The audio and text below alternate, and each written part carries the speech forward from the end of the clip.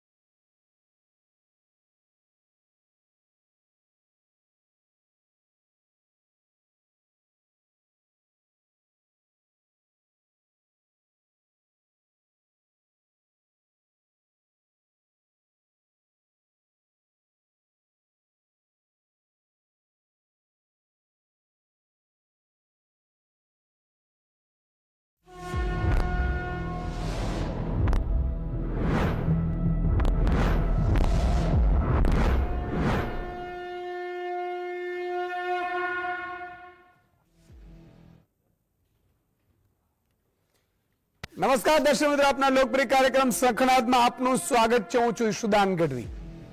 મિત્રો આજે શંખ વાગી ગયો છે અને ચર્ચા કરવી છે શિક્ષણની। શિક્ષણ કેટલું જરૂરી છે એ કદાચ દરેક માતા પિતા જાણતા હશે, પણ દરેક માતા પિતા પેટે પાટા બાંધીને બાળકને ભણાવે છે, પણ એટલું નથી જાણતા કે આ જવાબદારી સરકારની હોય છે, જેના માટે આપણે પેટ્રોલ ડીઝલ સવારથી સાંજ સુધી જે વસ્તુ ખરીદીએ એનો ટેક્સ ચૂકવીએ છીએ, એટલા માટે તમારા અને મારા બાળકને સારું ઉચ્ચ કક્ષાનું ક્વોલિટી વાળું એજ્યુકેશન ફ્રી મળે। પણ કેટલાક નેતાઓ પાર્ટીના જે મલાઈ ખાનારાઓ મફત નથી જોતું મફત નથી જોતું કરી અને ગુજરાતને એવું બદનામ કરી દીધું કે બધાને મફત મફત લાગે છે। આ મફત નથી, મફત આપવું આ સરકારમાં તમે બધું મફત લો છો। અત્યારે મુખ્યમંત્રી બીમાર પડે તો ચાર્ટર પ્લેન થી ક્યાંક વિદેશ જાય ને તો એ આપણા ખર્ચે જાય છે, એ મફત નથી દેખાતો। મુખ્યમંત્રી બંગલો લે છે એ આપણા ખર્ચે લાઇટ થી માંડીને બધું વાપરે છે, એ આપણે નથી દેખાતું। ચાર્ટર પ્લેનમાં ફરે છે એ મફતમાં ફરે છે, ડીઝલ પેટ્રોલ આપણે ભરાવીએ છીએ, પગાર આપણે આપીએ છીએ, અને તમે હાલીવું નીકળ્યા છો। ઈ લોકો બુચ્ચસી આવો 5 લોકો એમ કહેતા હોય મફત નહોતું જોતું મફત નહોતું, એટલે આપણે માની લેવાનું।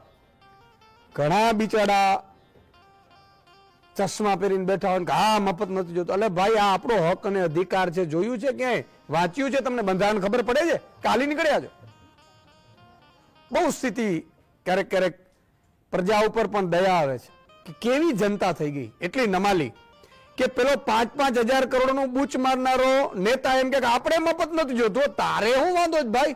તારો દીકરો વિદેશમાં ભણે છે, તું બ્રિજના બ્રિજ ખાઈ ગયો છે, બધા કોન્ટ્રાક્ટમાં કટકી કરે છે, તો તને હું મફત નહીં?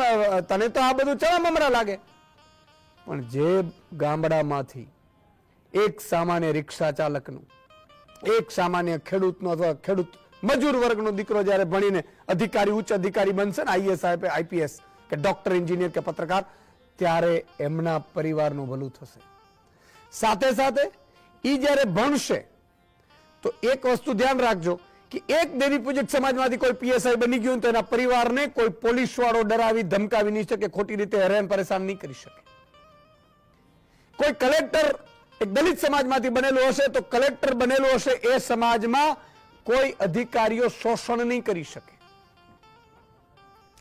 નેતા અધિકારી આ બધા લોકો નીચેના વર્ગનું શોષણ કરીને જીવન ચલાવે છે, અને એટલા માટે શિક્ષણ જરૂરી છે। પણ ગુજરાતમાં શિક્ષણની હાલત શું છે? કહેવાતા વિકસિત ગુજરાતનું મોડલ શિક્ષણમાં અવિકસિત હોય તેમ લાગી રહ્યું છે। ભણશે ગુજરાત ને આગળ વધશે ગુજરાત, ડાઈડમરી વાતો થાય છે, પ્રવેશોત્સવ તાઇફાઓ પાછળ લાખો રૂપિયાનો આંધણ થાય, સ્માર્ટ ક્લાસરૂમ અને ગુણવત્તાસભર શિક્ષણના દાવાઓ થાય, પરંતુ હકીકત એ છે કે ભાજપ સરકારના શાસનમાં શિક્ષણ વ્યવસ્થા ખાડે ગઈ છે।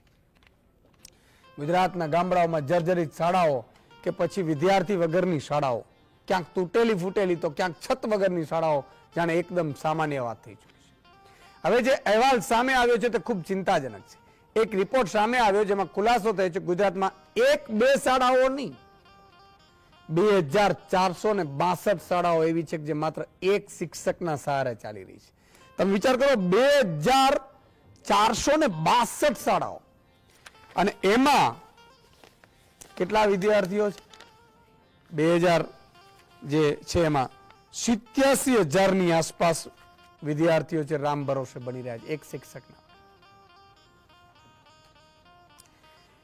87,000 થી વધુ વિદ્યાર્થીઓ અભ્યાસ કરી રહ્યા છે.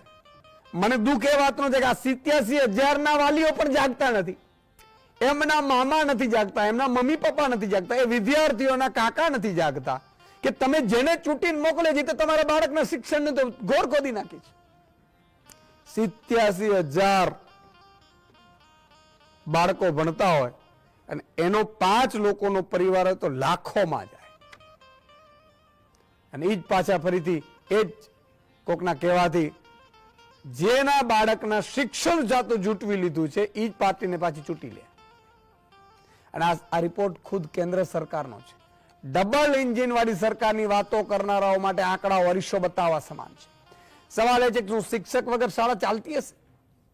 શિક્ષક વગર કોણ ભણાવતું હશે? શિક્ષક વગર વિદ્યાર્થીઓના ભવિષ્યનું શું? પણ આ બધું ગુજરાતમાં ભાજપ સરકારના શાસનમાં બેફામ ચાલી રહ્યું છે. કેન્દ્ર સરકારે જાહેર કરેલા આંકડાઓ ગુજરાતના શિક્ષણની પોલ ખોલી નાખી છે. એક શિક્ષકથી આખી શાળા ચાલે ત્યારે સમજી શકાય કે એક શિક્ષક બધા વિષયમાં નિપુણ હોય તેવું બનવાનું નથી.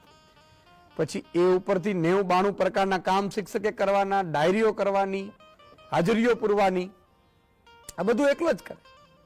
તમામ ધોરણના વિદ્યાર્થીઓને સાથે બેસાડીને ભણાવવાથી વિદ્યાર્થીઓ સારી રીતે ભણી શકવાના નથી.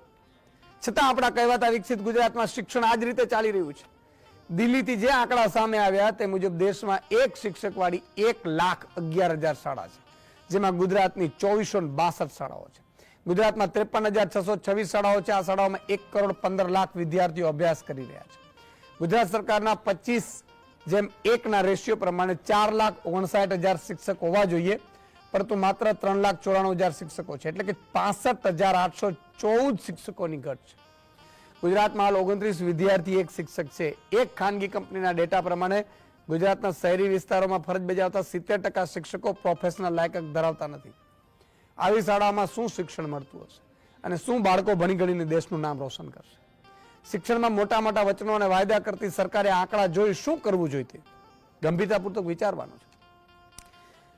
કેન્દ્રના રિપોર્ટ મુજબ શિક્ષણનું સૌથી કથળેલું સ્તર મધ્યપ્રદેશમાં છે. ગુજરાતનો ક્રમ 16મું છે. બંને રાજ્યોમાં ભાજપની સરકાર છે. ગુજરાતમાં છેલ્લા 30 વર્ષથી એક જ પક્ષની સરકાર ચાલી રહી છે, છતાં શિક્ષણનું સ્તર જરા પણ સુધર્યું નથી. જેવા જેવી બાબત એ છે કે સરકાર શિક્ષકોની ભરતી કરવાના ઠાલા વચનો આપી રહી છે અને વિદ્યાર્થીઓનું ભવિષ્ય મુશ્કેલમાં મુકાઈ રહ્યું છે. સરકારે જાહેરાત કરી હતી કે ઓગસ્ટ 2024 થી ડિસેમ્બર 2024 દરમિયાન જુદી જુદી સંભવિત તારીખોએ વિવિધ જગ્યાઓ ઉપર 24,700 થી વધુ શિક્ષકો ભરશે. હજુ સુધી એક પણ શિક્ષકની ભરતી થઈ નથી અને ફરીથી આ જાહેરાત માત્ર કાગળના વાઘ સમાન સાબિત થઈ. જેમ જેમ સમય વીતી રહ્યો છે, સરકારની નીતિના કારણે શિક્ષણનું સ્તર સુધરવાના બદલે કથળી રહ્યું છે. ગુજરાતનું શિક્ષક રસ્તે રખડતો હોય અને પોતાના ન્યાય માટે માંગણી કરતો હોય તો પણ તેમને રજૂઆત કરવા દેવાતી નથી. ભરતી માટે સરકારે જ્ઞાન સહાયકની યોજના અમલમાં મૂકી છે, જે એક હંગામી યોજના છે. જ્યારે કાયમી ઉમેદવારો પાસ થઈને બેઠા હોય છે તો હંગામી ઉમેદવારોની જરૂર શું છે? જ્યારે કાયમી શિક્ષક ઉપલબ્ધ ન હોય તો ટેમ્પરરી શિક્ષકની જરૂર પડે. પણ હાલ કેટલાય કાયમી ઉમેદવારો પરીક્ષા પાસ કરીને બેઠા છે. તેમ છતાં તેમની ભરતી કરવાના બદલે જ્ઞાન સહાયકની યોજનાને આગળ વધારવામાં આવી રહી છે. શિક્ષણ એ કોઈ રાષ્ટ્રની પ્રગતિમાં સૌથી મોટું યોગદાન છે. જે દેશના નાગરિકો જેટલા શિક્ષિત હશે તેટલો જ દેશ વિકસિત થશે. પશ્ચિમના દેશો આપણી સામે ઉદાહરણ છે. ભલે વિકાસના નામે સરકાર મત માંગી રહી છે, પરંતુ આપણો દેશ, ખાસ કરીને ગુજરાત, હજુ પણ શિક્ષણની દ્રષ્ટિએ ઘણું પછાત છે. શિક્ષણમાં આવી જ સ્થિતિ રહી અને સરકારે તેમાં સુધારો કરવાની હિમાયત ન કરી તો આગામી દિવસોમાં જેમ જેમ વધશે તેમ તેમ શિક્ષણનું સ્તર કથળતું જશે. પણ મિત્રો, સરકાર શું કામ કરે? સરકાર એમને એમ ચૂંટાય છે. આજે તમે વિચાર કરો કે જેના ગામમાં એક જ શિક્ષક છે, આપણે સૌને ખબર છે, એવી 2400 શાળાઓ છે, ત્યાં પણ તમે જોજો ભાજપના કાર્યકર્તાઓ મળશે તમને. હું પાર્ટીનું એટલા માટે કહું છું કે અહીંયા વાગવું જોઈએ, તમને વાગવું જોઈએ. તમે વિચાર કરો કે 87,000 તો બાળકો ભણે છે, 1 લાખની આસપાસ. એમનો પરિવાર હશે 5 કુટુંબનો હશે તો 5 લાખ ઈ થયા. એમના વેવાઈ મામા ભાઈ એ 5-5 ગણો તો 4 એ થાય એટલે 20 લાખ થયા. 20 લાખ નાગરિકો પણ જો જાગી જાય અને 20 લાખ લોકો એમ કે ના અમારા બાળકને પેલા શિક્ષણ આપો, તો સરકાર આપશે. સરકાર પાસે માંગવું પડશે, ઝૂંટવું પડશે. અને ઝૂંટવવા માટે તમે રસ્તે ના ઉતરી શકો તો કઈ નહીં, તમે ચૂંટણી આવે ત્યારે એને પરચો દેખાડો. ત્યારે તમારો જ્ઞાતિનો આગેવાન આવશે, જાતિનો આગેવાન આવશે, કે આગેવાન સરપંચ આવશે અને કહેશે તો કહેવાય કે એક જ શિક્ષક છે. ખબર છે કે નહીં? ગામમાં પડે છે ખબર કે નથી પડતી? મિત્રો, શિક્ષણ કેટલું ઇમ્પોર્ટન્ટ છે એનો દાખલો હું આપું છું. હું એક સામાન્ય ખેડૂત માલધારી સમાજમાંથી આવી રહ્યો છું, સામાન્ય પરિવારમાંથી આવ્યો હતો. હું ભણ્યો તો આજે આ સ્થિતિએ પહોંચ્યું. આજે ગુજરાતનો કોઈ પણ અધિકારી, કોઈ પણ નેતા, કોઈ પણ તંત્ર છે ને એની પોલ હું 5 મિનિટની અંદર ખોલી શકું છું, કારણ કે હું જાણું છું બધું, મને ખબર છે. અને એટલે એ ડરાવવાની ધમકાવવાની કોશિશ કરી શકે પણ પગલા ન લઈ શકે. શું કામ? બધી જાતે હું નિપુણ થયો છું, કારણ કે હું ભણ્યો છું.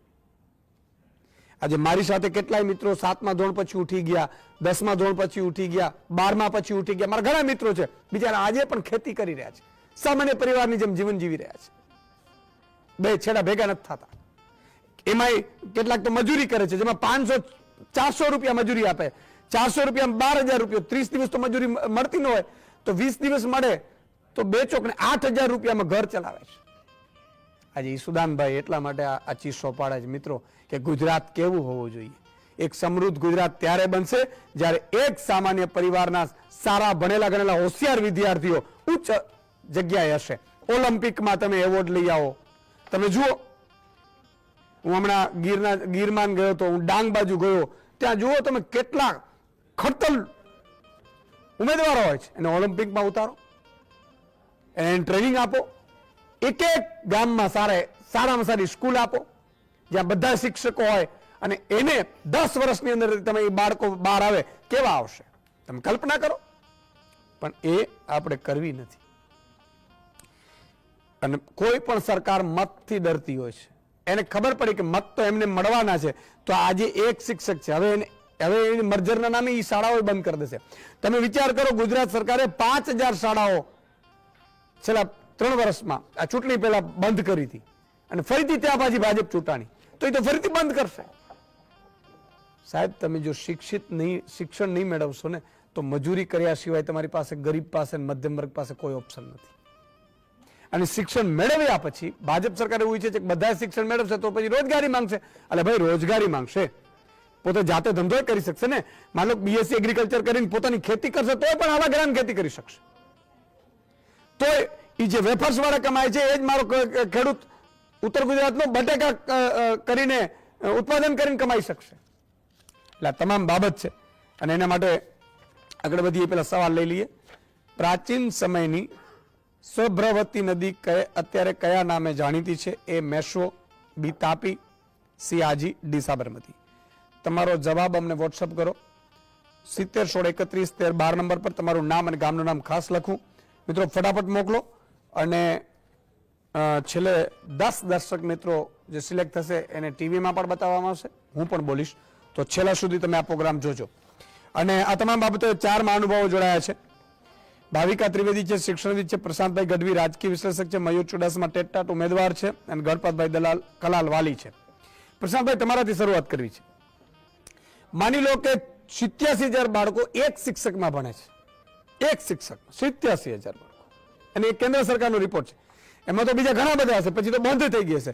5,000 સ્કૂલો મર્જરના નામે બંધ કરી છે. એટલી પ્રાઇવેટ સ્કૂલો ખોલી છે ગુજરાત સરકારે. છેલ્લે નરેન્દ્ર મોદીજી ટેન્ટમાં સ્કૂલ ખોલી હતી, આપણે શરમ આવે, બરાબર, ચૂંટણી સમયે. એટલા શિક્ષકો છે, શિક્ષકોને અત્યારે પારાવાર મુશ્કેલીઓ થઈ રહી છે. તો હું એમ કહું છું કે જ્યારે તમારું મારા બાળકને સારું ભણતર ન આપતો હોય છતાંય ભાજપને હું મત કેમ આપતો હોઈશ? શું કામ આપતો હોઈશ? શું કોઈ ધર્મગુરુના કહેવાથી, કે કોઈ આગેવાનના જ્ઞાતિના કહેવાથી, કે પછી ભાજપના નેતાઓ મારા મામા કાકા છે એટલા કહેવાથી? તો પછી મારા બાળકનું સારું કેમ નથી કરી શકતા? અને આ સ્થિતિ દિવસે ને દિવસે વધતી જાય છે. આજે 2400 છે, હજી 3 વર્ષ ભાજપ સરકાર સત્તામાં છે, પછી ચૂંટણી આવશે, ફરીથી માની લો ચૂંટણી ફરીથી સત્તામાં આવે તો આ સ્કૂલો વધીને 40,000 થઈ જશે. બધી સ્કૂલો તો પ્રાઇવેટ ખોલી રહી છે અને સરકારી બંધ થઈ રહી છે. સરકાર છે એ શિક્ષકોની ભરતી નથી કરતી. તો આને કઈ રીતે જુઓ છો? આને કઈ પડી જ નથી કે પછી માણસો છે બધા ખેડૂતો નારાજ છે છતાંય મત એને આપે, શ્રમિકો નારાજ છે છતાંય મત એને આપે, આઉટસોર્સિંગમાં કર્મચારીઓને કાયમી નોકરી જૂટવી લીધી છતાંય મત એને મળે, પ્રવાસી શિક્ષકો કરે છતાંય મત એને મળે, કર્મચારીઓ જે જૂની પેન્શન યોજના બંધ કરી છતાંય મત એને મળે. આ બધું થઈ શું રહ્યું છે? માધવસિંહ સોલંકી મુખ્યમંત્રી હતા અને એકવાર કોઈ એક ગામમાં મુલાકાતે ગયા એટલે એમને અચાનક ઈચ્છા થઈ એટલે ગામની શાળાની મુલાકાત લીધી. શાળામાં છોકરાઓ બહુ ઓછા હતા. તો કે આવું કેમ છે? કે સાહેબ એક તો શાળામાં છોકરા આવવાના 2-3 કારણ. એક તો ઘરેથી ભણતર વિશેનું થોડી અજ્ઞાનતા છે, દીકરીઓને કેમ સ્કૂલે મૂકવી એ પ્રશ્ન છે, વત્તા ભૂખ્યા હોય બાળકો એટલે સ્કૂલમાં બેસી શકતા નથી 2-4 કલાક. એટલે આપણે મધ્યાહન ભોજનની યોજના શરૂ કરી હતી કે ના તો બાળકોને સ્કૂલે આવવા માટેનું એક મોટિવેશન કે સ્કૂલમાં આવો એટલે તમને રમવાનું મળશે ને જમવાનું મળશે એમ. એટલે એ બધું ઊભું કરી અને એમણે એક આખો એક વ્યાપ ઊભો કર્યો. આ ત્યારથી તમે જુઓ તો 1979 પછી એટલે સ્કૂલો, સરકારી સ્કૂલો વધી, એમાં લોકો વધ્યા, સ્ટુડન્ટ વધ્યા, શિક્ષક એટલે જેમ સ્કૂલોમાં ક્લાસરૂમ વધતા ગયા એમ શિક્ષકો પણ વધ્યા. આજે 1975 થી 2005 સુધી તમને મેક્સિમમ સમાજમાં પૂછો હવે મારા દીકરાને શાંતિઓ શિક્ષકમાં નોકરી મળી ગઈ છે. આ એક બહુ મોટો ગૌરવ લેવા જેવી વાત હતી. અચાનક 2002 પછી આ પેલા ફિક્સ પગાર, પેલા તો 2500 પછી 4500 આ નરેન્દ્રભાઈ લાવ્યા અને એ લોકપ્રિય થયા એનાથી લોકપ્રિય થયા એટલે વધારે લોકો પાસે ચૂંટાયા. એ વખતે એવું હતું કે ભાઈ ગામડાઓમાં લોકો નોકરી કરવા જતા નથી, મોટો પગાર લે છે, પેન્શન વાળો પગાર લે છે, એટલે આપણે આની ઘટ પૂરી કરવા માટે મેક્સિમમ માસ ભરતી કરીએ. અને માસ ભરતી કેવી રીતે? 2500 રૂપિયા ફિક્સમાં પગારમાં વિદ્યા સહાયકો એ બધા ઉભા કરી દીધા. પછી તો ખબર પડી કે એમનું શોષણ થાય. 2500 ના માંડવાને 4500 કર્યા, પછી 19500 કર્યા. અત્યારે હવે 19500 તકલીફ શું થઈ? જે શિક્ષક હોય એ 19500 માંથી 9500 કોકને આપી દે કે ભાઈ તું ભણી લેજે, હું 10,000 મારા ખાતામાં આવે છે અને બીજું હું કરી લઈશ ગામમાં, કારણ કે આમાં મારું ઘર પૂરું થતું નથી. એવા કિસ્સા પકડાણા. આપણે એની ઉપર ચર્ચા કરી લીધી. હવે શિક્ષકોની ઘટ, ઓરડાની ઘટને લઈને વિધાનસભામાં મુદ્દો ચગ્યો હતો પુષ્કળ. શિક્ષકોની ઘટમાં પહેલા બહુ હોવાપો થયો એટલે સરકારે બહાર એવું કીધું કે અમે આટલી ભરતી કરી દઈશું. જીતુભાઈ વાઘાણી શિક્ષણ મંત્રી હતા, 30,000ની ભરતી કરશું, આમ કરશું, એક કેલેન્ડર બહાર પાડ્યું, એને ઋષિકેશભાઈ આવીને જસ્ટિફાઈ કર્યું. એ ભરતી હજી પૂરી થઈ નહીં. એક દિવસ 3,000ની જે દિવસે જાહેરાત કરી ત્યારે આપણે બી આ ચર્ચા કરી હતી કે 3,000 કયા આધારે? એમ કોઈ સાયન્ટિફિક મેથડ નથી તો આંકડો ક્યાંથી આવ્યો? કારણ કે મને ચોક્કસ ખ્યાલ છે કે ગુજરાત રાજ્યમાં 14,700 ગ્રામ પંચાયત છે. એક ગ્રામ પંચાયતમાં 5 ક્લાસરૂમ હોય એટલે 14,500 ગુણ્યા 5, આ તો ખાલી આની જ વાત કરીએ છીએ, તો ઓછામાં ઓછા 75,000 શિક્ષકો આપણે ગ્રામ્ય લેવલે દરેક ગામમાં એક તો જોઈએ જ છે. પણ સરકારે છેલ્લા આટલા વર્ષોમાં નથી કોઈ હોમવર્ક કર્યું કે ભાઈ અમારે ખરેખર કેટલા શિક્ષકની જરૂર છે, કેટલું મહેકમ છે, એની સામે કેવી રીતે પૂરું કરવું. કેમ આ જો બેઝિક હોય, શિક્ષણ અને આરોગ્ય કોઈ પણ રાજ્યમાં એક મેન્ડેટરી વસ્તુ હોય તો દર 3 મહિને આપણે ડોક્ટરોની ભરતી બહુ સારી રીતે થાય છે. દર મંગળવારે સચિવાલયમાં તમે જાઓ તો એની પેલી ભરતી થતી હોય છે, પણ ડોક્ટરોને સરકારી નોકરી કરવામાં રસ નથી હોતો એટલે તેમને પેલા બોન્ડ ભરાયા. તો શિક્ષકોની દર ક્વાર્ટરલી આ ભરતી ઓટો પ્રોસેસ પર કેમ ના થાય? કેમ? એના માટે આપણે ચલો ટાટ ટેટ એની પોલિસી બનાવી અલગ વસ્તુ છે, પણ એક મેથડથી એક 3 મહિને પરીક્ષા થાય, એ બીજા 3 મહિનાનું પરિણામ આવી જાય, 9 મહિને તો શિક્ષક હાજર થઈ જવો જોઈએ. આવી કોઈ ફોર્મ્યુલા એપ્લાય કરી, પણ આ બધું કરવા માટે છેલ્લે વિલ હોવું જોઈએ કે ના મારે મારા શિક્ષકો લાવવા જ છે, મારે મારા ગામડાનો એક દીકરાને ભણાવવા માટે અને શિક્ષકનો બેઝિક રેશિયો 25 સ્ટુડન્ટ વચ્ચે એક શિક્ષક કમ્પલસરી હોવો જોઈએ, જે રેશિયો અત્યારે કોઈ રીતે મેચ થતો નથી. અને મને ઘણીવાર એવો વિચાર આવે કે દિવાલ આગળ તમે સતત માથું ફોડો ને તો ભલે માથાને નુકસાન થાય, પણ ક્યારેક તો દિવાલનું પોપડું ઉખડે, માથાના ભારથી દિવાલનું પોપડું ઉખડે. પણ હવે આ ચર્ચા કરીને આપણે બધા થાક્યા. સરકારના કાન ખુલતા નથી, સરકારના કાન ખુલતા નથી તો પ્રજા તો પાછળ સરકાર પાસે જાય છે. ઈ શું છે? હવે ઈ જાદુ શું છે? ઈ જાદુ આપણે બધાય જાણીએ છીએ કે ક્યાંક ધર્મના, જાતિ જ્ઞાતિના વાડા, બટવારા, ક્યાંક બીક. હમણાં હું આજે જ કહેતો હતો, એટલે કોઈ એક જગ્યાએ બીજી નોર્મલ ઓફ પેલી ટ્રક પર ચર્ચા થતી હતી ને કે આ ગુજરાતમાં 90% એટલે આપણે ત્યાં 10%-12% જેટલું વસ્તી પેલી બીજી છે, તો આ ગુજરાતના 90% લોકોને એવા બીવડાઈ દેવામાં આવ્યા છે કે જે 10-12% છે ને 90% ખાઈ જ જવાના છો ભાઈ, બાકી તો તમારું જે થવું હોય. ગામડાવાળામાં આવું હશે કે નાનું મોટું એક ઝેર ઓકવામાં આવ્યું. માનો થોડા ઘણા અમદાવાદના વિસ્તારમાં એટલા માટે સમજી શકીએ કદાચ બિચારા શહેરી વર્ગ હોય ને ભાઈ એને કદાચ ઉતારી શકતા હોય, ગામડામાં તો ધોકો લઈને નીકળતા હોય. ગામડામાં જાતિ જ્ઞાતિના વાડા પાછા આવી જાય. જાતિ જ્ઞાતિના તમે કીધું એમ કે ભાઈ આ આપણા સમાજનો નેતા છે, આ આવી જશે, આ નહીં આવે તો આપણે સચિવાલયના બાયણા બંધ થઈ જશે, આ છે તો આપણે કંઈક કરી શકશું. હા, એટલે આ બધી ચર્ચાનું મૂળ એ જ છે કે સરકારની અમુક લેવલની વિલ શિક્ષણ અને આરોગ્ય પ્રત્યે જે હોવી જોઈએ કે મારે મારો ગુજરાતનો દીકરો કે દીકરીને સંપૂર્ણ જેમ પોષણ એમ સંપૂર્ણ ભણતર અને સંપૂર્ણ આરોગ્ય એનું સાયકલ પૂરું કરવાની વિલ અત્યારના સરકારમાં આપણે સ્પષ્ટ છે આપણી સામે. એની ઉપર આપણે જરૂર પણ નથી અને એને જરૂર મત 92 સીટના જે જોઈએ છે એ મેં કીધું એમ 80% 90% માંથી મળી જાય છે 92 સીટ માટે.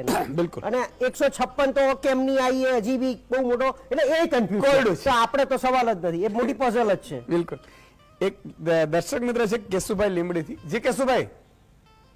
યશુદાનભાઈ નમસ્તે સાહેબ. નમસ્તે. હા, મારો સવાલ સાહેબ શિક્ષણ જગત વિશેનો છે કે મારા ગામની સ્કૂલ તારીખ 19/7/2018 માં 6 ઓરડા પાડી દેવામાં માંગણી મૂકેલી સાહેબ. હા. અને એને પાડી દેવામાં આવેલા છે 2018 ની સાલમાં સાહેબ. અને જ્યાં આજે મેં ઘણા સમય પહેલા તપાસ કરી વિદ્યાર્થીઓની સંખ્યા તો 312 વિદ્યાર્થીની સંખ્યા છે સાહેબ. 312 ની છે. હા, 312. અને ઓરડા છે 6 હાલમાં. સરકારી નિયમ છે કે ભાઈ 34 થી 35 બાળકો એક ઓરડામાં ભણી શકે. તો 2 પાળી કરવી પડે સાહેબ અત્યારે. તો આજ દિન સુધી સાહેબ મેં અરજીઓ આચાર્યબેન શ્રીની મારફતે જિલ્લા અધિક્ષક, મેં પોતે જિલ્લા શિક્ષણ અધિકારી સુરેન્દ્રનગર મેં પોતે આપેલી છે, જે તારીખ છે સાહેબ 7/9/2024. છતાં આજ દિન સુધી કોઈ એનો નિકાલ લાવતો નથી સાહેબ. પણ એમ નહીં તો પછી મત ક્યાં પડે છે ભાઈ ગામ નાખાના? મત સાહેબ હું યુવા કોંગ્રેસનો કાર્યકર છું, મેં કોંગ્રેસની લીડ કાઢી દીધેલી સાહેબ. અચ્છા, ઓકે.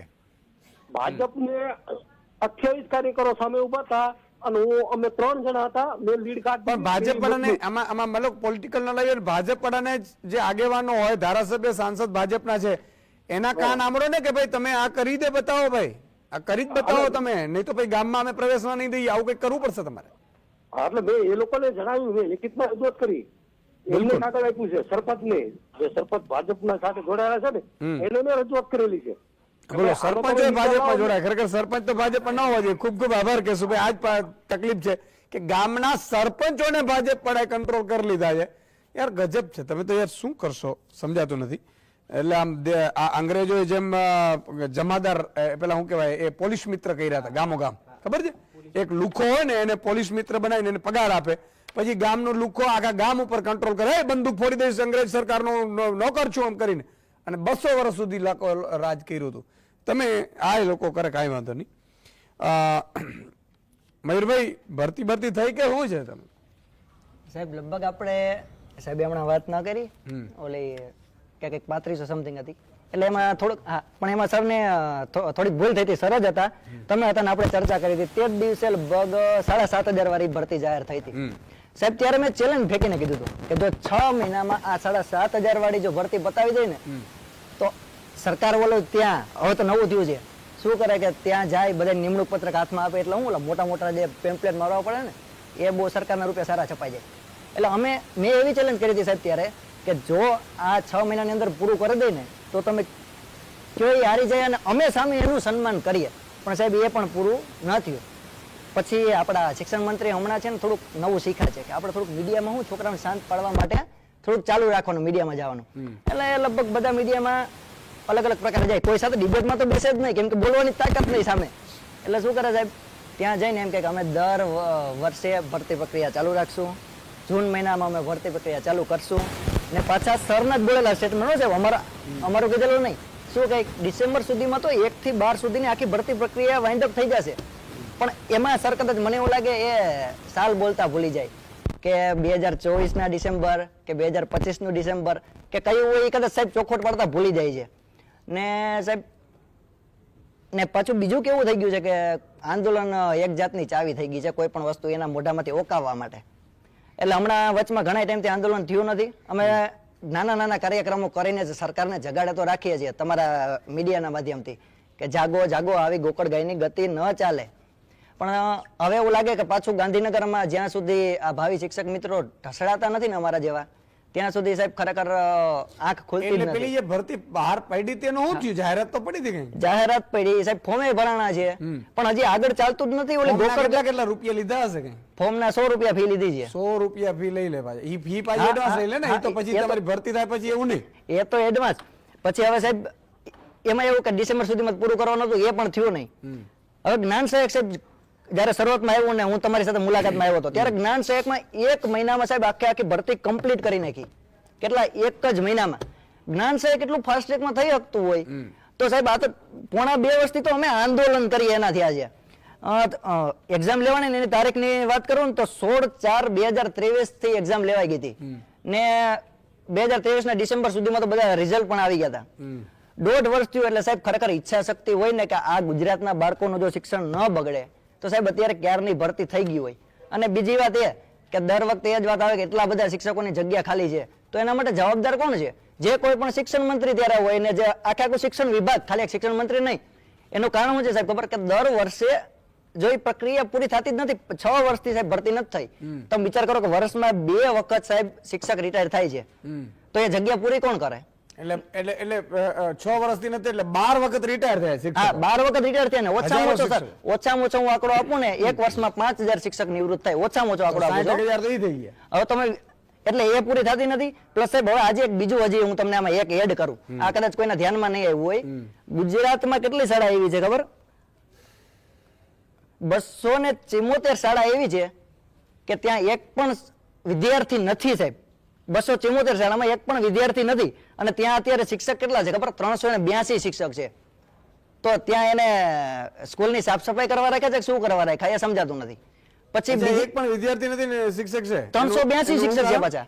હવે તો રામ જાણે, કદાચ સરકારી કામ કરાવવો હોય, પોલિટિકલ પ્રેશર એ લોકોને ફાજલ ના કરી શકે હા. એટલે બીજે કઈ મૂકવા બદલી કરવી પડે. બદલી કરો એટલે વળી પાછા એમના ધારાસભ્ય મંત્રીઓનું ભલામણ આવી જતી હોય.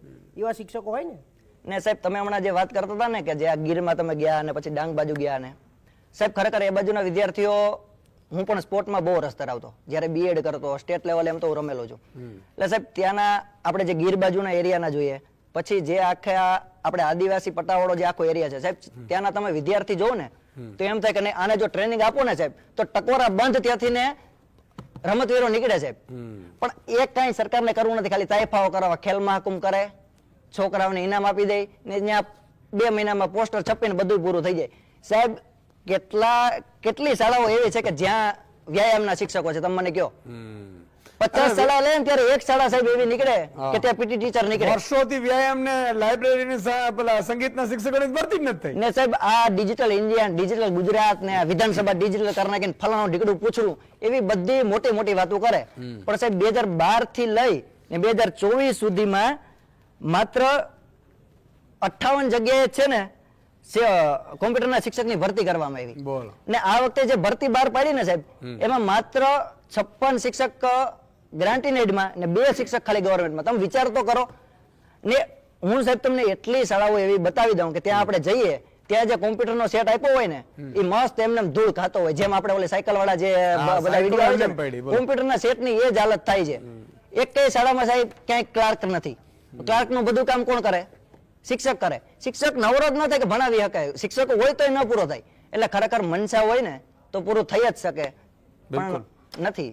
આ એક મિત્રો હું એટલા માટે કહું છું, કોઈ પણ સરકારો હોય ને ચૂંટો ને જ્યારે તમે ધારાસભ્યોને, ત્યારે એના માટેની શરતો મૂકવાની હોય કે સારી સ્કૂલ બને, સારો રોડ રસ્તો બને. હવે તો રોડ રસ્તા તો ઠીક છે, હવે તો 75 વર્ષ થયા, પણ સ્કૂલો બંધ થતી જાય છે. ઉલટાની તમે જો ગામમાંથી સ્કૂલો, પહેલા તો ખરેખર તો દેશ ડેવલપ થઈ રહ્યો છે, આપણે બધા વિકસિત થઈ રહ્યા છીએ, તો સ્કૂલો આલાગ્રાન બનવી જોઈએ, ઇંગ્લિશ મીડિયમ શરૂ થવું જોઈએ. એની જગ્યાએ બંધ થઈ રહ્યું છે. બાજુમાં ભાજપવાળાની પ્રાઇવેટ ખુલી રહી છે. તો તમારે પહેલો મુદ્દો તો એ ઉઠાવવાનો. બીજું, ગામડે ગામડે દવાખાના, પ્રાથમિક આરોગ્ય કેન્દ્રો શરૂ થયા હતા, ડોક્ટરો જ નથી. તો એ મુદ્દા હોવા જોઈએ તમારે. સાથે સાથે તમે જે પ્રાઇમરી તમારા જે હોય, રોડ, રસ્તા, ભાવ, વીજળી, પાણી, શુદ્ધ પાણી, આ બધા મુદ્દાઓ ઉપર ચૂંટણીઓ લડાતી હોવી જોઈએ. આપણે શું કરીએ છીએ, એક વિડીયો છે મારો, બહુ જૂનો વિડીયો છે, કે કોને મત આપ્યો તો અમારે તો રમેશભાઈ કે મત આપી દઈએ. આ રમેશભાઈના કારણે એક રમેશભાઈ એટલે તો કે ભાઈ નહીં પણ તમને કઈ સરકાર સારી લાગે કે નહીં અમારે તો રમેશભાઈ કે મત આપી દે પછી બસ ગામડે ખેતી વહી જઈ ખેતી કરીએ. ગજબનો વિડીયો છે, હસી હસીને આમ બેવડા વરી જઈ તો કે પણ તમે કે પણ એમ નહીં કોકને કોક ગમતું ને કામ નહીં કે રમેશભાઈ કે મત આપી દઈ. આ રમેશભાઈઓ જે કહે છે ને અહીંયા પથારી ફરે છે. તમે સ્વયંભૂ જાગો, એક રમેશભાઈ નહીં ગમે આવે, ઈસુદાનભાઈ આવે, બીજા ભાઈ આવે, એનું વિઝન જુઓ. કોઈ પણ નેતા ભાઈ તમારી પાસે વિઝન શું છે, તમે આ તાલુકાના જિલ્લાના કે સાંસદ બનીને તમે શું કરશો? અમરેલીમાં તો ભાઈ એક સાંસદે એવું કીધું 400 પાર નહીં 500 પાર અહીં અમરેલીમાંથી કરી દેશું. 500 સીટો ખાલી અમરેલીમાંથી ચૂંટાવવાની વાત કરી હતી લોકસભાની, તો એ ચૂંટાઈ ગયા. એટલે તમારી ક્ષમતાને સલામ. વિરામ બાદ મળીએ છીએ.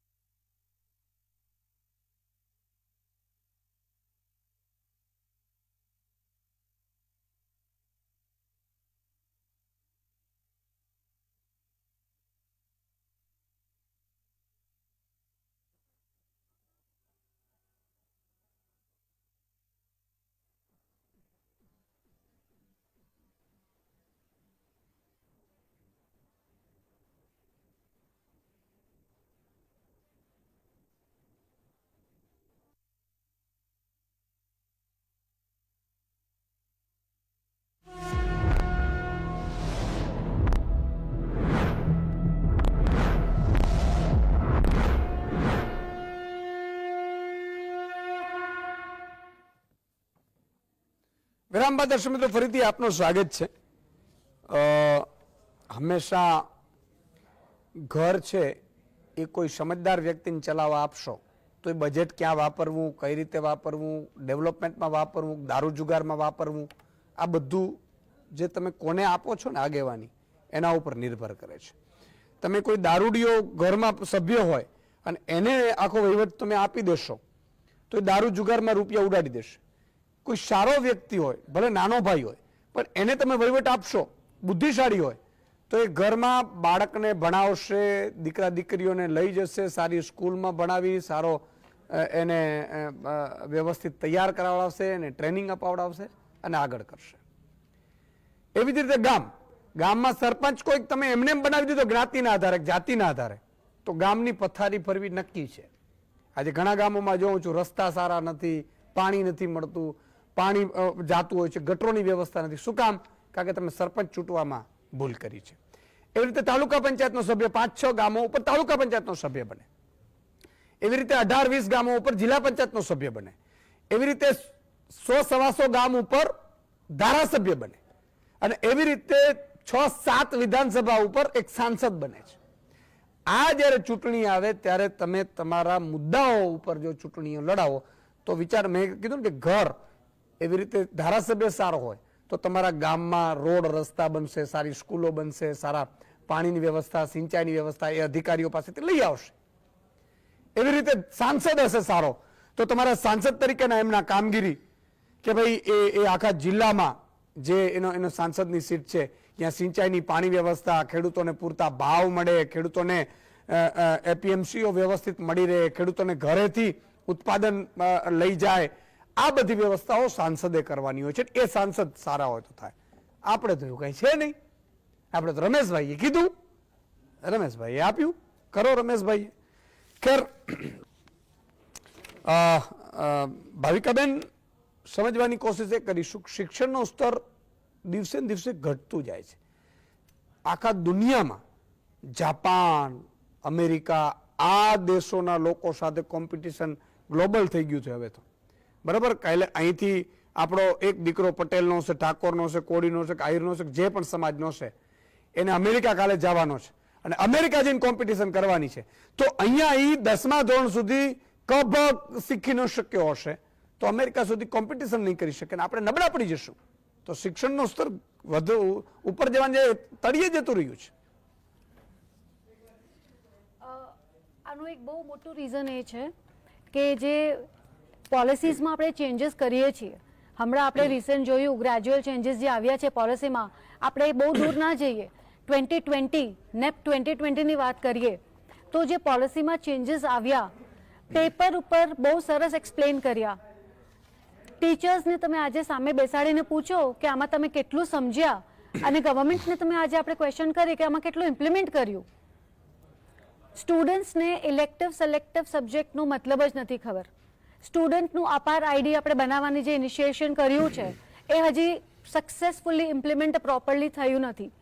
કયા બેસિસ ઉપર સ્ટુડન્ટ્સ પોતાના સ્કોર ટ્રાન્સફર કરશે કે એ અકાઉન્ટમાં કઈ રીતે કલેક્ટ કરશે, ખાલી આપણે એક્સપ્લેન કર્યું છે. આ તો એક જસ્ટ 2020નું એક્ઝામ્પલ છે. બીજું આપણે કે જે ભણાવવાની રીત છે, જે ભણાવવાની પ્રોસેસ છે, એ આપણે ઇમ્પ્રોવાઇઝ કરવા જઈએ અને ઇમ્પ્રોવાઇઝ કરવા કરતાં આપણે એને હજી લો કરી દીધી છે. We have come down. પહેલાં જે ક્વેશ્ચન આન્સર્સ હતા એ ડિટેલ્ડ ડિસ્ક્રિપ્ટિવ હતા, જેમાં છોકરાઓને એકચ્યુઅલી સ્ટુડન્ટ્સને સમજવાનું, બ્રેઇન સ્ટ્રોમિંગનું, પોતાના કોન્ટેન્ટમાંથી ઓપ્શન મળતું હતું. અત્યારે આપણે ઓબ્જેક્ટિવ્સ આપી દીધા છે, ઓબ્જેક્ટિવ્સ ઉપર પાસિંગ ઇઝી કરી દીધું છે. તો આઈ રિયલી ફીલ કે જે આપણે જે કોમ્પિટિશનની વાત કરી, હું તમને હજી એક એક્ઝામ્પલ આપું કે યુકેના જે પીએમ છે, મેં લિંક્ડઇનમાં વાંચેલી છે આ વસ્તુ લગભગ 2.5 મહિના પહેલાં કે શાયદ 3 મહિના પહેલાં, કે they are now focusing on the mathematical subject. એ લોકોને કેલ્ક્યુલેટરનો યુઝ ઓછું કરાવવા માંગે છે અને મેન્યુઅલ પ્રેક્ટિસ વધારે કરાવવા માંગે છે. જ્યાં અહીંયા આપણે ટેકનોલોજી યુઝ, આર્ટિફિશિયલ ઇન્ટેલિજન્સ, અત્યારે જમાનો છે, આર્ટિફિશિયલ ઇન્ટેલિજન્સ ટીચર્સ કરતાં વધારે સ્ટુડન્ટ્સ વાપરે છે.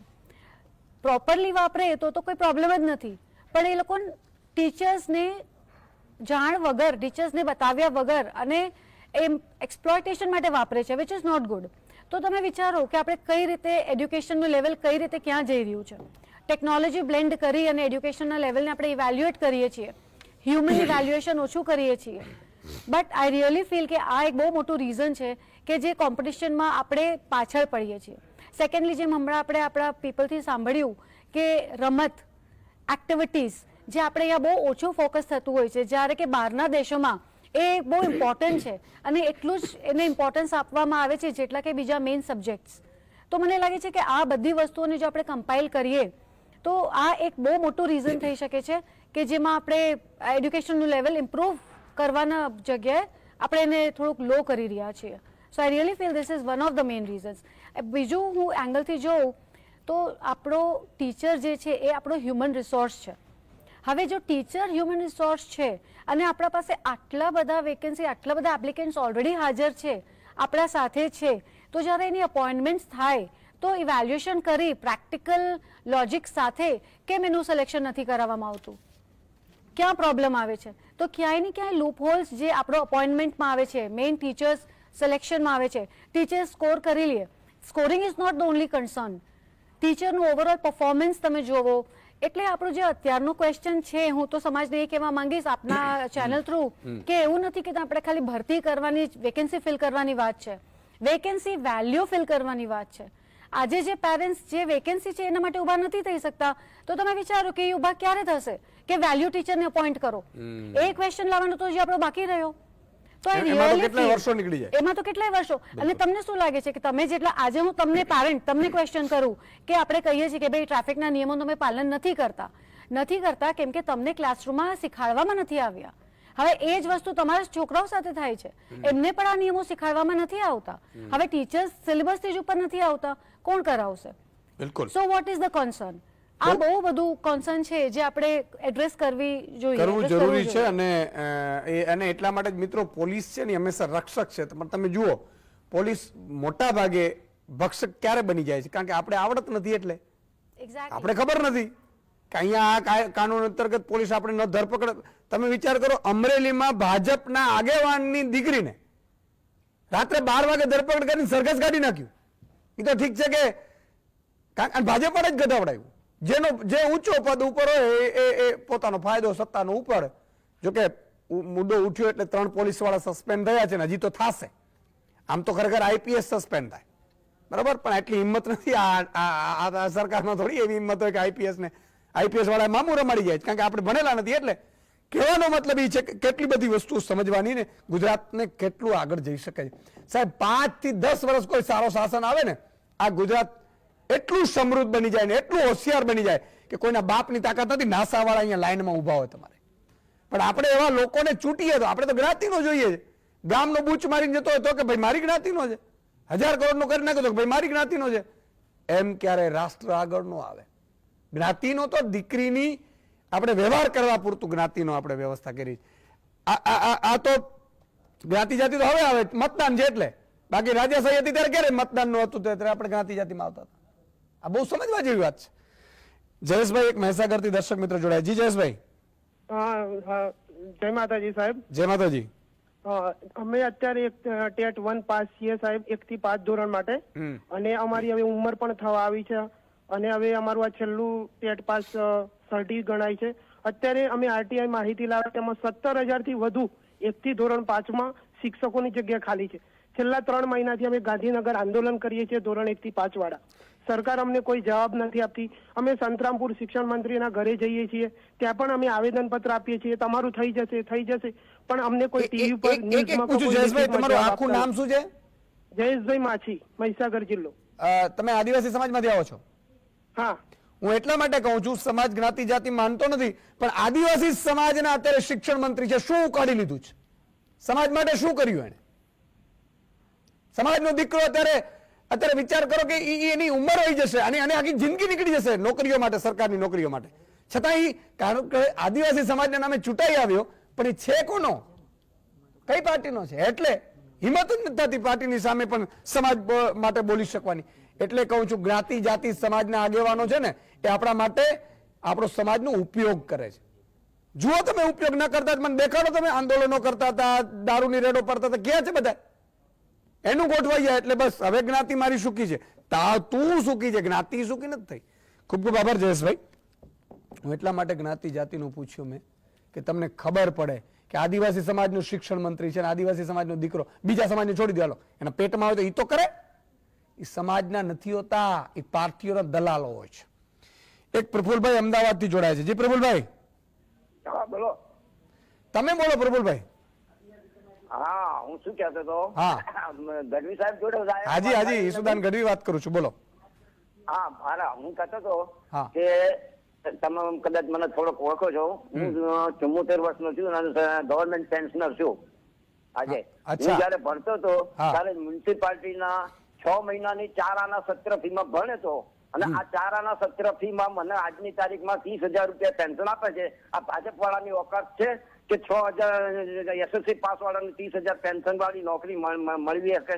એક બીજી વસ્તુ કે અત્યારે ખાલી ગુજરાત શિક્ષણની વાત નથી, આખા ગુજરાત સરકારના બધા ડિપાર્ટમેન્ટની વાત કરીએ તો 50% ઉપર જગ્યાઓ ખાલી છે. હવે માની લો કે તમારો પગારનો ખર્ચો 1 લાખ કરોડનો છે વર્ષે, એમાં 50% જગ્યા ખાલી એટલે 50,000 કરોડ રૂપિયા તમને સીધા બચી જાય છે. સમજ્યા ને? તો આ બધા પૈસા જાય છે ક્યાં? પૈસા જાય છે તમે જગ્યા ઉપર, અને જેને 50% જગ્યા ભરેલી છે એમને તમે કઈ ગ્રેડેશન પ્રમાણે તો પગાર આપતા નથી. જો સમજ્યા ને? 10,000 ને 15,000 ને 2,500 ને 4500 આ રીતના પગાર આપો છે એટલે એમાં બીજા 50% તમારા બચે. એટલે આ બધા પૈસા બચાવીને તમે જાઓ છો ક્યાં? અને હું જયારે નોકરી કરતો હતો ને સાહેબ ત્યારે વાત કરતો, અમારા વખતમાં હતી થોડીક કરકસ જેવું છે.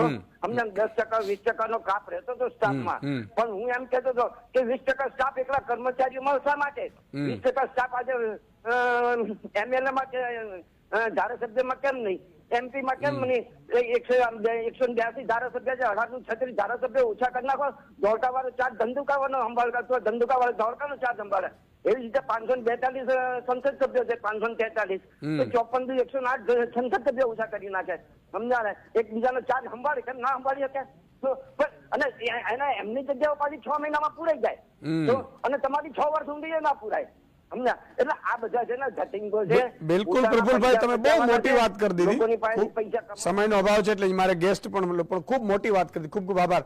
તમે વિચાર કરો મિત્રો, 5,000 એમણે કીધું કે હમણાં રિટાયર થાય છે દર વર્ષે, તો એવા તો 5-6 વર્ષથી ભરતી નથી, તો એના રૂપિયા ક્યાં ગયા હશે? પગાર નથી આપતા એનો રૂપિયો ક્યાં ગયા હશે? તમારા કેટલા બચત થતા એ ક્યાં ગયા હશે? તમે વિચાર તો કરો. સ્કૂલો બનતી નથી, શિક્ષકોની ભરતી નથી કરતા, બીજા કોઈ ડિપાર્ટમેન્ટની ભરતી નથી કરતા, અને છતાં રૂપિયા જાતા ક્યાં છે? આ બહુ મોટી વાત છે. ગણપતભાઈ શું કહેશો વાલી તરીકે? સાહેબ, આપ શ્રીએ વાત કરી કે 87,000 વિદ્યાર્થીઓ જે વાલીઓ છે કે શું કરી રહ્યા છે.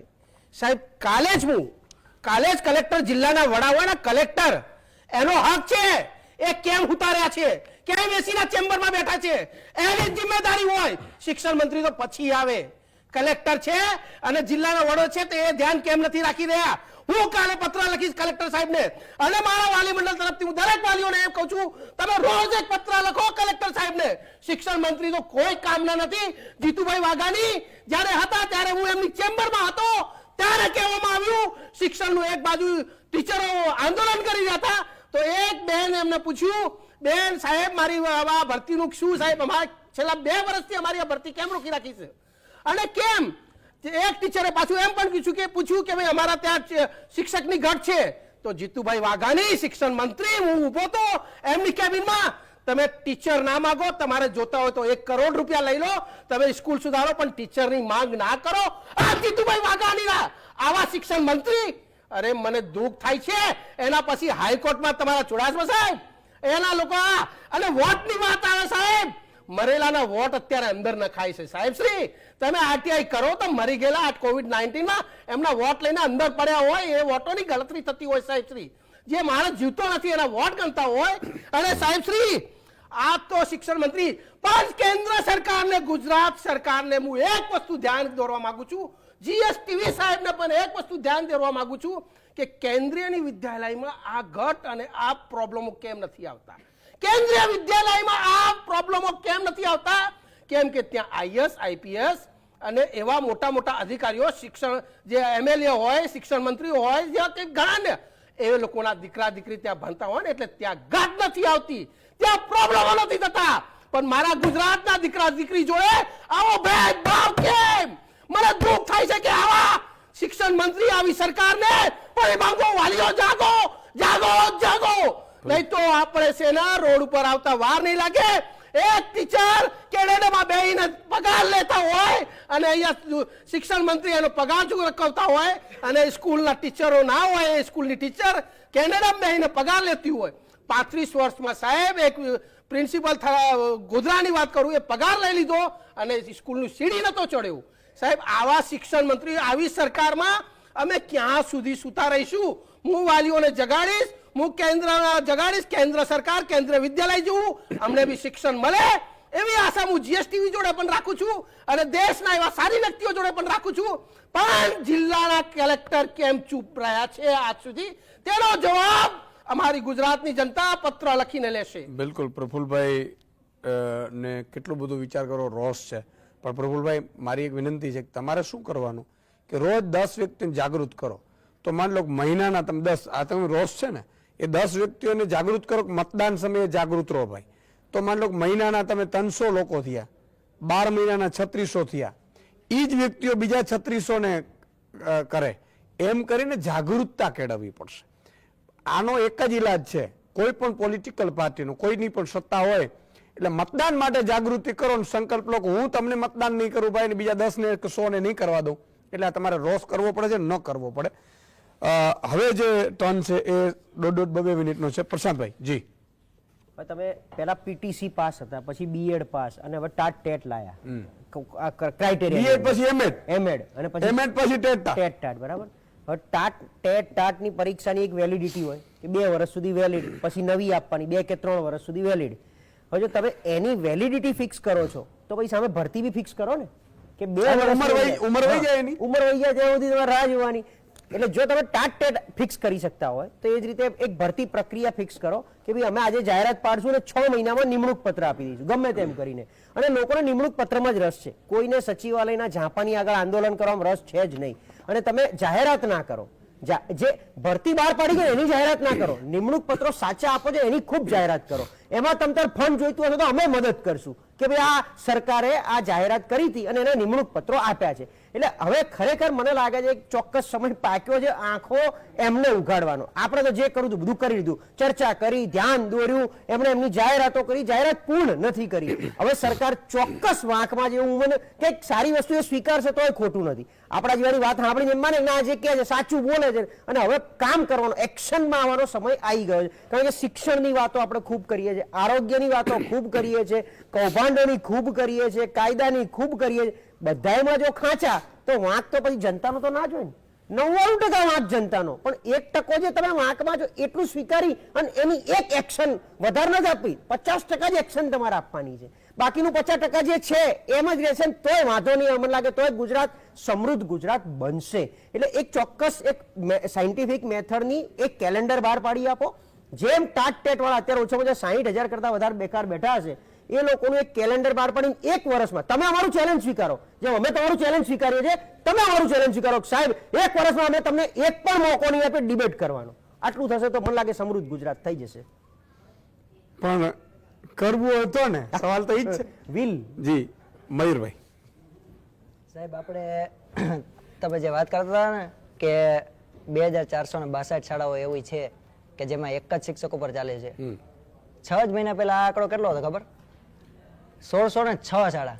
એટલે એક તમે એમ કહો છો 6 મહિનામાં 1600 માંથી 2400 એટલે 800 માંથી એક વખત રિટાયરમેન્ટ આવી ગયું 6 મહિનામાં. તો હજી 3 વર્ષ ભાજપની સરકાર છે, શું હાલત થાય? હવે પાછું બીજું રિટાયરમેન્ટ હમણાં આવશે. એટલે આ આંકડો વધતો જ જશે. એક એક શિક્ષક વાળો છે એ. એટલે ખરેખર તો જે શિક્ષણ વિભાગમાં કર્મચારીઓ બેઠા છે, શિક્ષણ મંત્રી છે ને આપણા ભૂપેન્દ્ર દાદાને તો બધા મૃદુ અને મક્કમ કહે છે. એટલે બધા ઉમેદવાર વતી નહીં, ઉમેદવારની નોકરી છોડી દો, હાલો નથી જોતી નોકરી, નોકરીની સાઈડમાં મૂકી દો. પણ ગુજરાતના બાળકોનું સાહેબ ખરેખર શિક્ષણ ન બગડે ને એના માટે જો તમારા પેટની અંદર પડેલું પાણી થોડું કે હલે ને 1% સાહેબ, તો જે ભરતી પ્રક્રિયા 24,700 ની તમે વાત કરી ને સાહેબ, ગોકળ ગતિ નહીં, ગોકળ ગતિ કરતા સ્લો હાલે છે. એટલું સ્લો મોશન નો તો લગભગ એડિટિંગમાં મોબાઈલમાં નહીં આવતું, એના કરતા ડબલ સ્લો ચાલે છે. એટલે થોડુંક ફાસ્ટ ટ્રેક કરી સાહેબ, વિનંતી કરીએ કે જે વય મર્યાદાને આરે આવીને ઉભા છે ને સાહેબ, એના ઘરમાં શું હાલત હશે ને તો એને ખબર હશે. એટલે વિનંતી કરીએ સાહેબ કે જેમ બને એમ વહેલા પૂરું કરો ને અમને ગાંધીનગરના રસ્તા હવે પાછા ન જોવા પડે. અમારે ને અમારી બહેનોને ગાંધીનગરના રસ્તા ઉપર ન ઢસડાવવું પડે. એ સાહેબ અમે તમારી ઉપર મૂકીએ છીએ. બાકી મયુરભાઈ મને એ સમજાવો, તમે હજારો લોકો રસ્તા ઉપર જાય પછી એના મમ્મી પપ્પા પાછા મેં સાંભળ્યું છે કે ઈ જ પાર્ટીના કાર્યકર્તા બનીને કામ કરે તો પછી અંત ક્યારે આવશે? પેજ પ્રમુખ હોય પણ સાહેબ ખરેખર કેવું છે ખબર? આમાં ખાલી સરકારનો વાંક નથી, જેસી પ્રજા વેસા રાજા, ખરેખર એવું જ થઈ ગયું છે. કયા માણસને અત્યારે તમે પૂછો તો એ એજ્યુકેશન વિશે વાત કરશે કે મારા ગામમાં આવી શાળા છે, મારા ગામમાં એટલા વિદ્યાર્થી છે, કોમ્પ્યુટરમાં બહુ સારા છે, મારા ગામમાં એટલા વિદ્યાર્થી છે, રમત ગમતમાં સારા છે, ને મારા ગામમાં એટલા વિદ્યાર્થી. કોઈને સાહેબ રસ જ નથી. ને એક સમય આવશે સાહેબ કે ત્યારે ખરેખર બધાય મા બાપ રડતા હશે કે જો અમે પેલા ધ્યાન દીધું હોત ને તો આજે પરિસ્થિતિ આવી ન ઊભી થઈ હોત. સાહેબ એનામાં નહીં શિક્ષણ હોય, નહીં એનામાં લાગણી હોય, નહીં એનામાં એથિક્સ હોય. એથિક્સ શું હોય એમાં તો કઈ ખબર નહીં પડે. દર દિવસે સાહેબ એટલા સુસાઇડ વધે છે. એનું કારણ શું છે કે આ મગજની કેપેસિટી સાહેબ પતાવી દીધી છે. એટલે સાહેબ ખરેખર આ ખાલી એક શિક્ષકની ભરતી પૂરતું આ કઈ સીમિત છે જ નહીં. બિલકુલ. સાહેબ ખરેખર વિચારવા જેવું છે કે બધાને જાગવું પડશે, બાકી નહીં થાય. કોઈના હાથમાં નહીં રહે આ પણ પરિસ્થિતિ. મિત્રો એક મારે વાત આપને કેવી છે, ઘણા લોકો એમ કહે કે સાહેબ સરકાર શું આપે ને મફત બધાને ટેવ પડી ગઈ છે. જે ગામના તમને ખબર છે ઉતારો આવા, એ ગામના ઉતારો ઉદ્યોગોને મારે કહેવું છે કે એક ગામ છે, માની લો કે મારી પીપળિયા ગામની બાજુ મોવાણ ગામ છે, એ 2000 બાઇક અંદાજે છે. 2000 બાઇક, ખાલી બાઇક જ હું ગણું છું. 1 લીટર પેટ્રોલ ભરાવે છે માની લો કે, એટલે કે 92 કે 100 રૂપિયાનું પેટ્રોલ ભરાવે છે, એમાં 50 રૂપિયા ટેક્સ છે. ઈ વ્યક્તિ આપી દે છે એડવાન્સ. પેટ્રોલ ભરાવા ગયા, પૂરતો ભાવ લઈ લીધો, પણ એમાંથી પેટ્રોલ તો માત્ર 32-33 નું જ છે, બાકીનું બધો ટેક્સ છે. તો 2000 બાઇક છે, 50 રૂપિયા ટેક્સ ગણો રોજનું, એટલે 1 લાખ રૂપિયો થયો. બરોબર છે ને? રોજનો 1 લાખ રૂપિયો એક ગામ ખાલી બાઇકના પેટ્રોલના ટેક્સ પેટે આપે છે. 1 લાખ રૂપિયો. હવે મહિનાના એ 30 લાખ થયા, વર્ષના 3 કરોડ ને 60 લાખ થયા, 12-36. ખાલી પેટ્રોલ ઉપર એ ગામ વર્ષનો 3.5 કરોડ રૂપિયો તમને ટેક્સ ચૂકવે છે. અને એને 3.5 કરોડ તમે ખાલી બાઇકના પેટ્રોલ ના આપો ને ગામને વર્ષે 3.5 કરોડ, તો સારી સ્કૂલો બની જાય, સારા દવાખાના બની જાય, સારા રોડ બની જાય, અંડરગ્રાઉન્ડ ગટર બની જાય, અહીંયા આલાગ્રાન લોકોના ઘર બની જાય, ઘરની 2 બાજુ સીસી રોડ સાથે વૃક્ષો હોય, અને જાણે સિંગાપુરમાં ઉતરી એવું ન થઈ જાય. આ તો ખાલી પેટ્રોલ બાઇક વાળાની વાત કરું, ડીઝલ વાળા અલગ, બીજા તો તમે સેંકડો કરો છો ને એ તો અલગ જ પાછા. એટલે મારી વાત એ છે કે મફતનું કાંઈ નથી, સરકારના બાપની જવાબદારી બને છે. એ તમને મને ખબર નથી. જી ભાવિકાબેન, સંક્ષિપ્તમાં. આપણે એક ટેક્સની વાત કરી તો એક એંગલ હું જસ્ટ ચર્ચા કરવા એ માંગીશ કે આપણે કોઈ પણ વસ્તુ પરચેસ કરીએ છીએ કે કોઈ પણ સર્વિસ આપણે લઈએ છીએ, આજે હું બી જે કરું છું કામ, એમાં જીએસટી આપણે માઇનસ થતું જ હોય છે. 18% જેવું આપણે માઇનસ કરતા જ હોઈએ છે. આપણે ઓલરેડી પે કરી દીધું છે. આપણી સેલેરી જ્યારે આવે છે કે જ્યારે ઇન્કમ આપણી આવે છે એમાં પણ માઇનસ થઈને અમાઉન્ટ આવે છે. તો જેમ આ અત્યારે રેશિયો કાઢ્યો, કોઈક દિવસ પેન પેપર લઈને એ રેશિયો કાઢજો અને ફાઇન્ડ આઉટ ધ ડિફરન્સ. તો તમને જોવા મળશે કે તમે જ્યારે પરચેસ કરો છો ત્યારે પણ પે કરો છો, તમારી સેલરી આવે છે ત્યારે પણ તમે પે કરો છો. આટલું બધું પે કર્યા પછી એડ્યુકેશન અને ટીચર્સની વાત કરીએ તો તમે એમાં જાગૃત ના રહો કે ભાઈ વેલ્યુ મળે છે કે નહીં, તો પછી શું કરવાનું? બિલકુલ. પછી તમે ગવર્મેન્ટને બ્લેમ કરો કે આ ન થયું તે ન થયું, પણ તમે જ અલર્ટ નથી, તમને પોતાને જ ઇન્ટરેસ્ટ નથી, તમે પોતે પોતાના કામમાં એટલા ઓક્યુપાઈડ છો કે સ્ટુડન્ટ છોકરાઓ શું ભણ્યા શું નહીં, ટીચર્સ કોણ છે કોણ નહીં, તો પછી શું કરવાનું? બિલકુલ. ગણપતભાઈ, સિટીમાં તો આ ભણેલા ગણેલા, ગામડામાં ઠીક છે હજી કોઈ મતદાનને ખબર નહીં, સિટીમાં તો ભણેલા ગણેલા લાખ રૂપિયો બાળકની ફી આપે અને પછી મતદાનને બાજુ એને જ કરવા જાય. સાહેબ મતદાર આ એવું છે ને કે મેં થોડી વાર પહેલા કીધું કે મરેલાના પણ વોટો પડે સાહેબ શ્રી. અને લાસ્ટ ટાઈમમાં સાહેબ જે જિલ્લા કલેક્ટર અને જે IAS IPS જે અધિકારી હોય ને એના છેલ્લા 2 કલાકમાં તમે રેસ્ટ્યુ દેખી લેજો કેમ છેલ્લા ટ્રેકમાં બદલાઈ જાય છે. હું વાત કરું, આપણે દુઃખ થાય છે કે સમગ્ર દેશમાં ગુજરાત ડ્રોપ આઉટમાં રેશિયામાં 3જો નંબર સાહેબ, 3જો નંબર. આ આપણા દેશની શું સારું આ પ્રગતિ કહેવાય? આપણે ડ્રોપ આઉટમાં રેશિયો આજે દેખવા જઈએ તો 3જો નંબર પહોંચી ગયો આપણો. એટલે આ દુઃખની વાત છે. અને શિક્ષણ મંત્રી સાહેબ, તમારા દીકરાને પહેલા સરકારી શાળામાં મૂકો, પછી શિક્ષણ મંત્રી બનો. ઠરાવ એવો લાવો ગુજરાત વિધાનસભામાં, કેન્દ્રમાં, કે દરેક MLA, દરેક MP, દરેક સરપંચ એમના દીકરા સરકારી શાળામાં ભણે, તો આ શિક્ષણ સુધરશે. બાકી આ શિક્ષણને આપણે વાતો કરતા રહીશું. એવી જ આ પ્રશ્ન હું કેન્દ્ર સરકારને કહેવા માંગુ છું. બિલકુલ. બીજી એક માંગણી એમની એવી પણ છે કે RTE ની 2.5 લાખ મર્યાદા કરો. અત્યારે મોંઘવારી વધી ગઈ. 2009માં જે આવ્યું હતું 9-10માં તે 1.5 લાખ મર્યાદા હતી. રાજસ્થાનમાં અને દિલ્હીમાં 2.5 લાખ કરી દીધી છે, અહીંયા નથી કરી. વહેલી તકે કરી દે એ જરૂરી છે. ભાવિકાબેન, પ્રશાંતભાઈ, મયુરભાઈ અને ગણપતભાઈ, ચાર મહાનુભાવોનો ખૂબ ખૂબ આભાર. મિત્રો, ફટાફટ સવાલનો જવાબ લઈ લઈએ. પ્રાચીન સમયની સરબરવતી નદી અત્યારે કયા નામે જાણીતી છે? ડી, સાબરમતી.